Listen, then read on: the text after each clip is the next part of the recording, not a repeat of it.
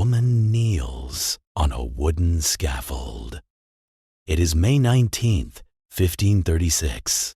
The morning air is cold, but she does not shiver.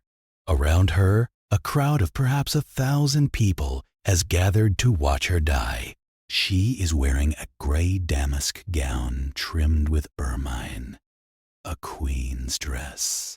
Because until 2 days ago, that is what she was, Queen of England.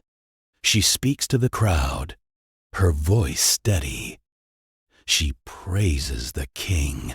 She asks them to pray for her soul. She does not beg. She does not weep. She has too much pride for that. A French swordsman stands waiting. The king, in his mercy, has imported him specially. The sword is quicker than the English axe. A small kindness from the man who once wrote her love letters and tore apart the Catholic Church to marry her. She kneels. She prays. The sword falls. Her name was Anne Boleyn. She was the second of 6 women who married King Henry VIII of England.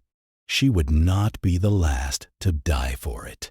Divorced, beheaded, died, divorced, beheaded, survived. That is how English schoolchildren remember the 6 wives.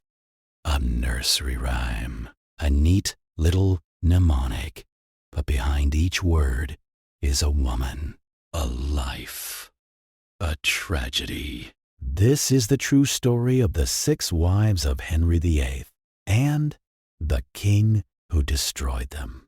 If you enjoy stories like this, hit like and subscribe and comment below which country you're watching from.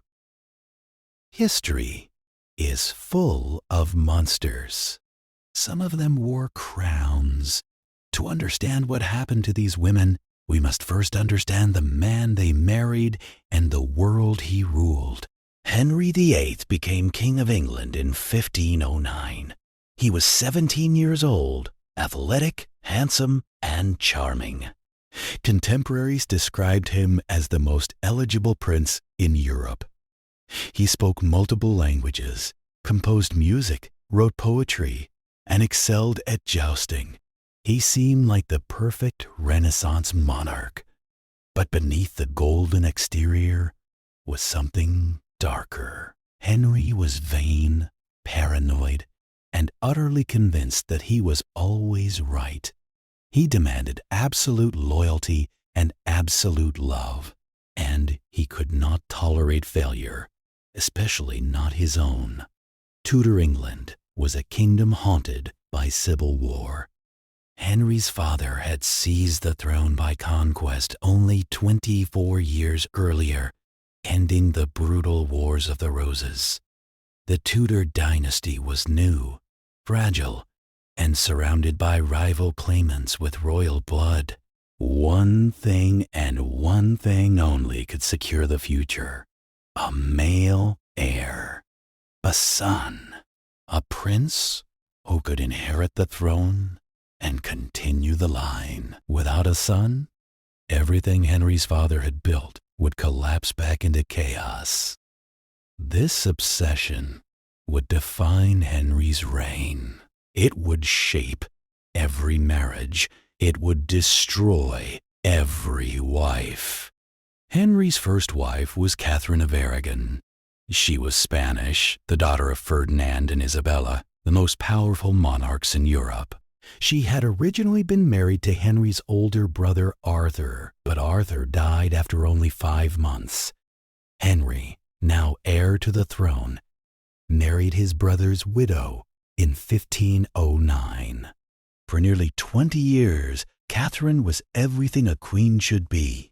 She was intelligent, dignified, and deeply pious.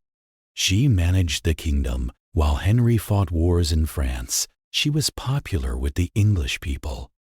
But she failed at the one thing that mattered most. She could not give Henry a living son.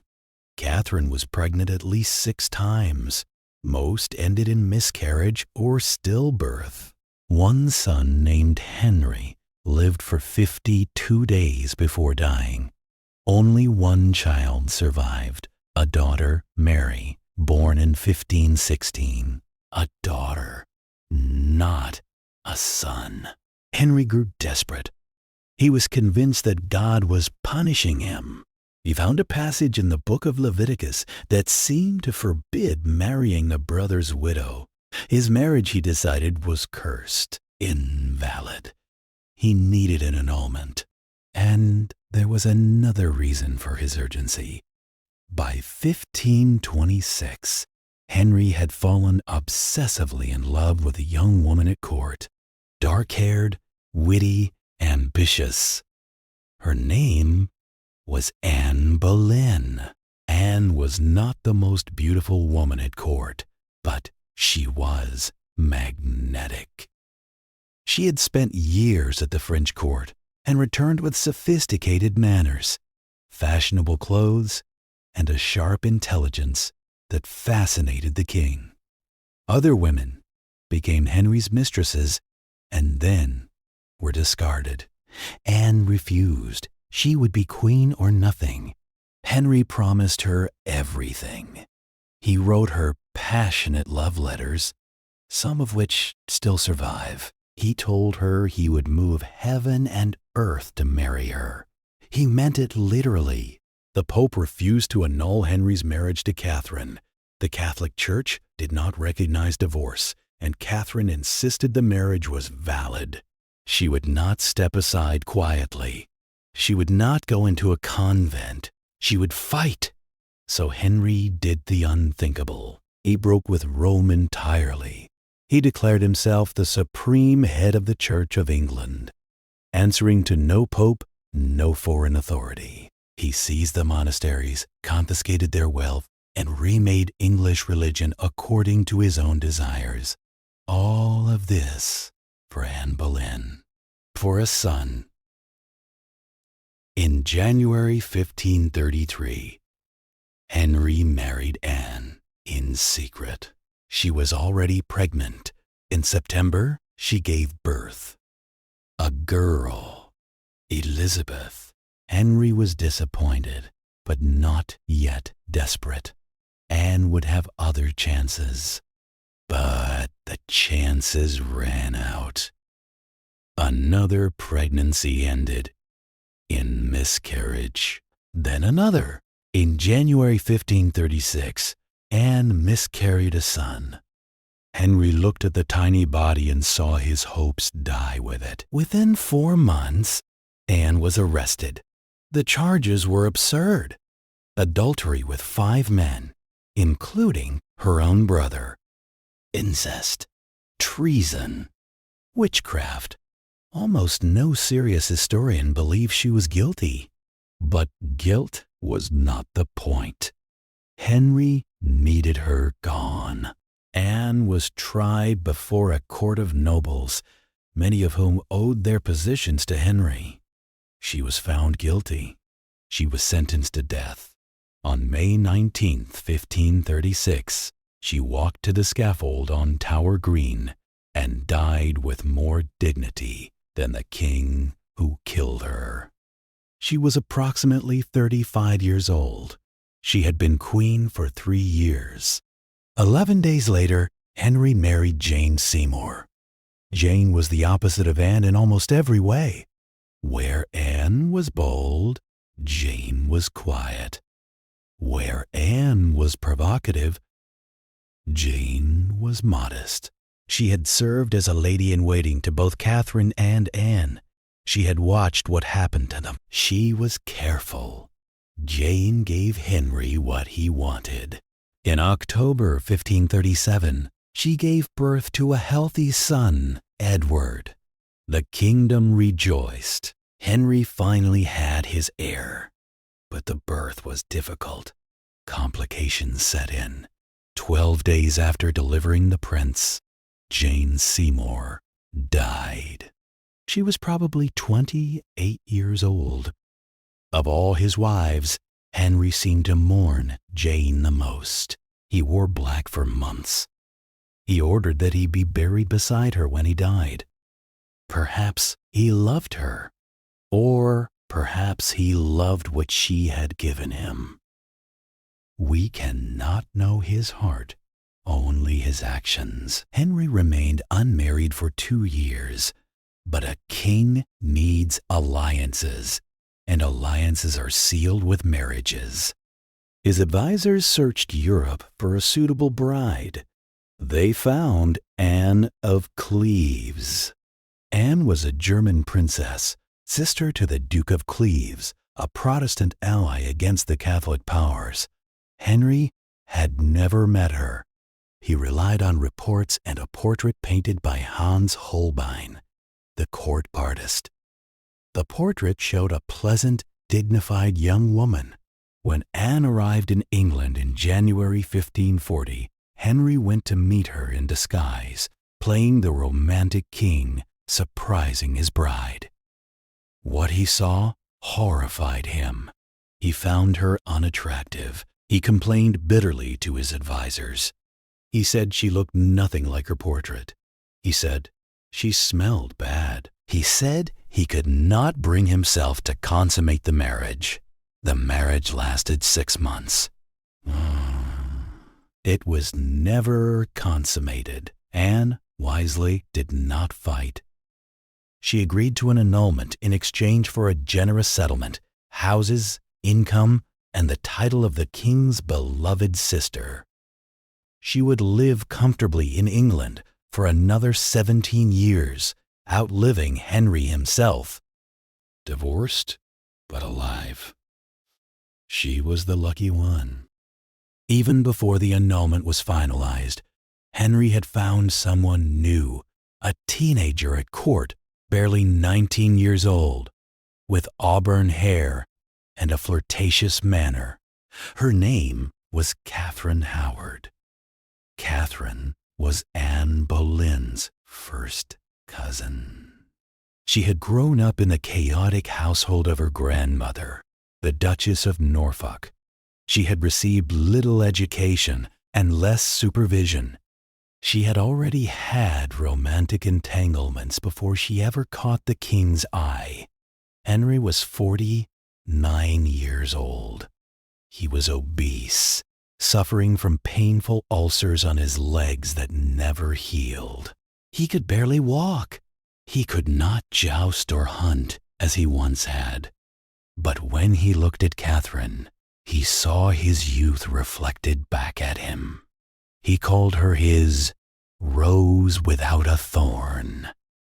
They married in July 1540. For a year, Henry seemed rejuvenated. He showered Catherine with jewels and gifts. He seemed happy, but Catherine was young, foolish, and trapped. She had been raised in chaos and taught nothing about how to navigate a royal court. She resumed contact with a man named Thomas Culpeper, a courtier. Whether their relationship was physical remains disputed, but the letters she wrote him were damning enough. In November 1541, Archbishop Cranmer handed Henry a letter detailing Catherine's past and her present indiscretions. Henry refused to believe it at first.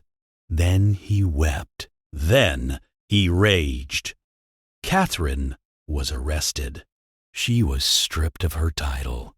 The men accused of being her lovers were tortured and executed. Catherine herself was taken to the Tower of London. According to legend, on the night before her execution, she asked for the block to be brought to her cell so she could practice laying her head upon it. She wanted to die well. She was, perhaps, 20 years old. On February 13, 1542, Catherine Howard was beheaded on the same spot where her cousin Anne had died 6 years earlier. She reportedly said, "I die a queen, but I would rather die the wife of Culpeper." 2 of Henry's wives had now been executed. A 3rd had died in childbirth.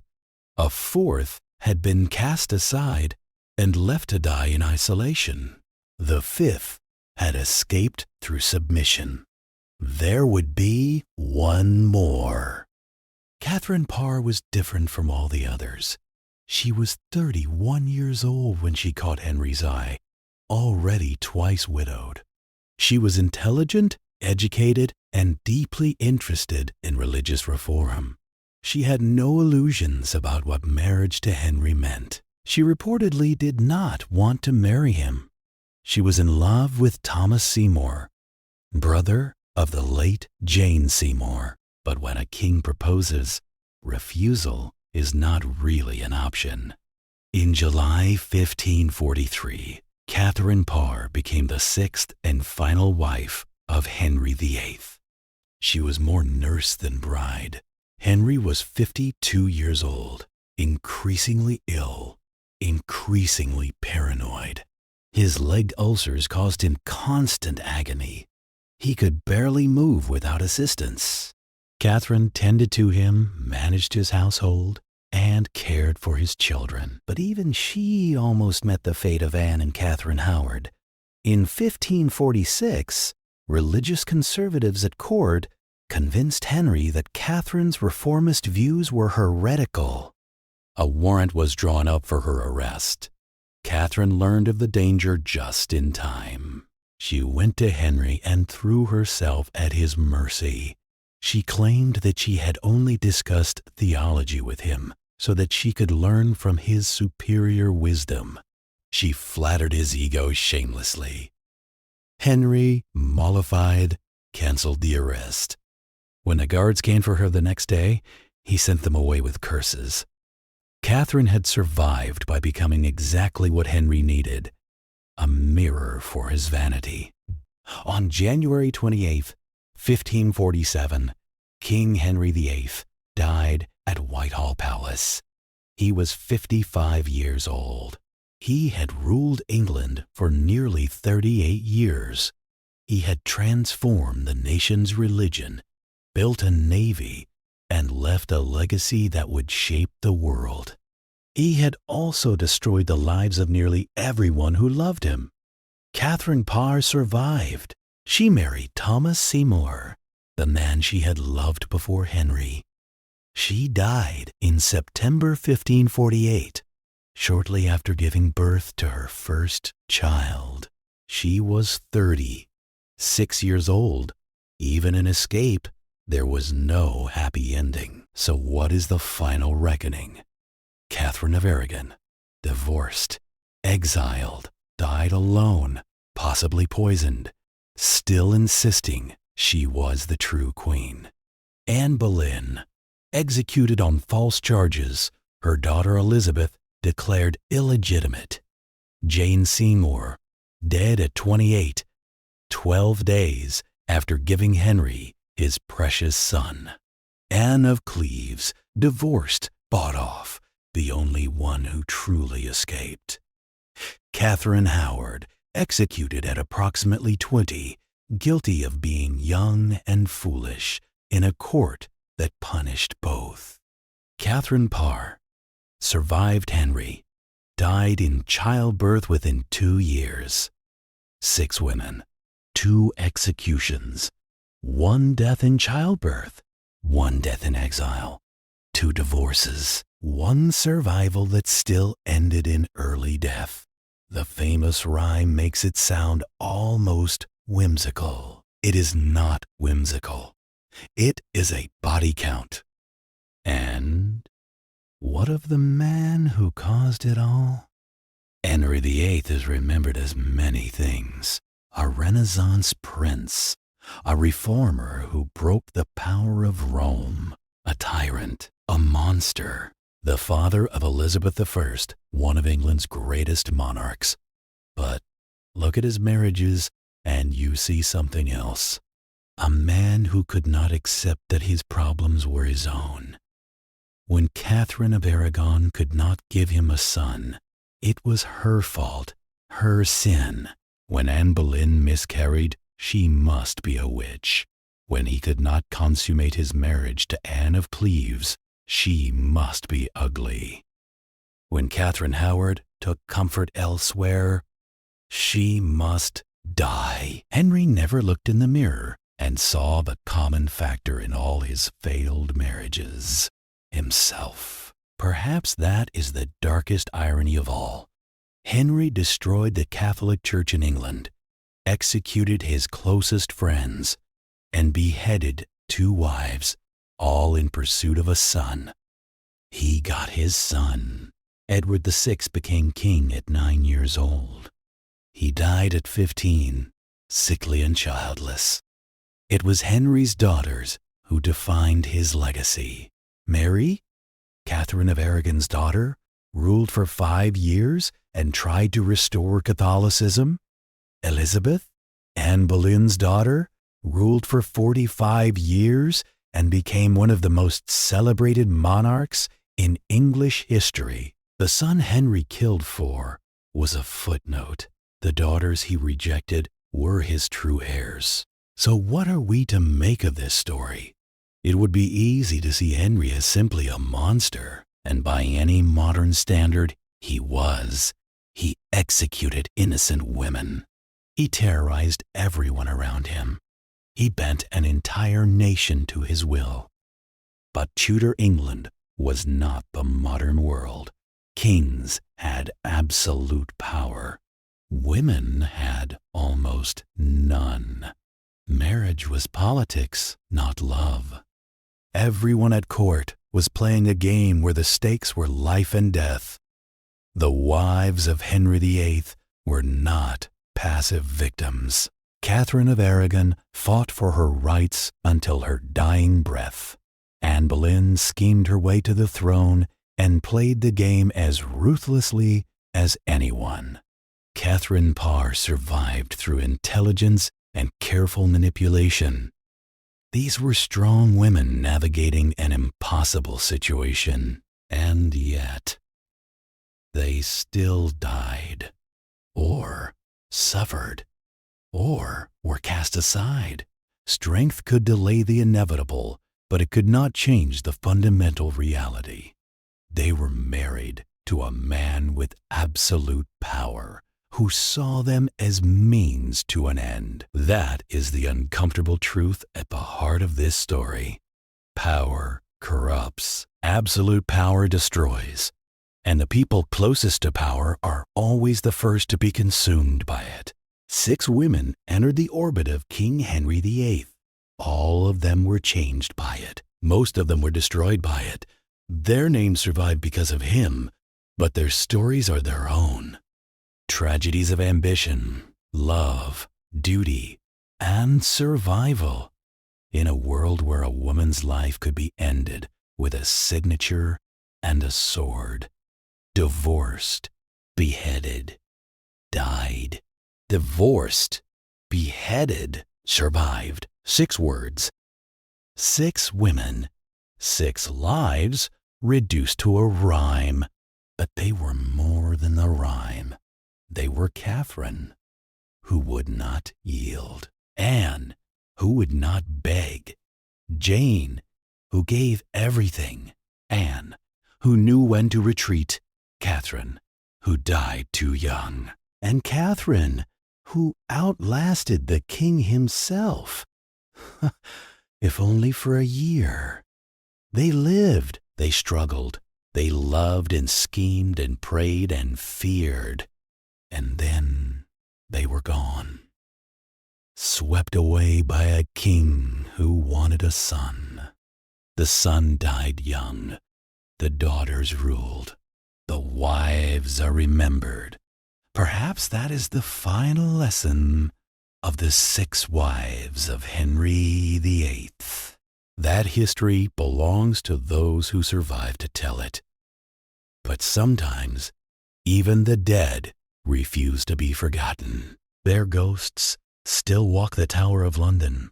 Their stories still captivate us 5 centuries later. They were queens, victims, and survivors. They were human beings caught in the machinery of power. And power, in the end, destroys everything it touches, even kings, even queens, even love itself.